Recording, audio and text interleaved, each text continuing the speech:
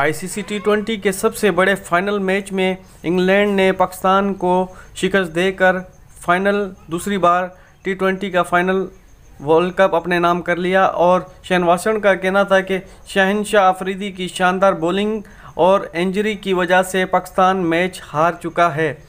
अगर इंजरी ना होती, और वीरेंद्र सहवाग का भी ये कहना था कि शानदार बैटिंग की है इंग्लैंड के खिलाड़ियों ने और शानदार बॉलिंग की है पाकिस्तान खिलाड़ियों ने।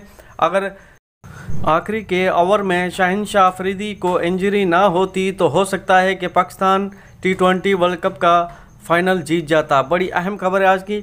अब वीडियो में आगे बढ़ने से पहले आपसे छोटी सी रिक्वेस्ट है, आपने अभी तक हमारे चैनल को सब्सक्राइब नहीं किया तो चैनल को कर दे सब्सक्राइब, साथ में बेल के आइकन को भी दबा दे और ऑल पे प्रेस कर दे ताकि आने वाली वीडियो का नोटिफिकेशन आप तक पहुंचता रहे। तो दोस्तों, इंग्लैंड वर्सेस पाकिस्तान के फाइनल में इंग्लैंड ने पाकिस्तान को फाइनल हरा दिया और इस तरह से दूसरी बार टी20 वर्ल्ड कप का चैंपियन भी बन गया। तो ये है ताज़ा अपडेट आज की। जैसे कोई नई अपडेट आती है आप दोस्तों को पेश करेंगे। मिलते हैं अगली वीडियो में, अपना ख्याल रखें।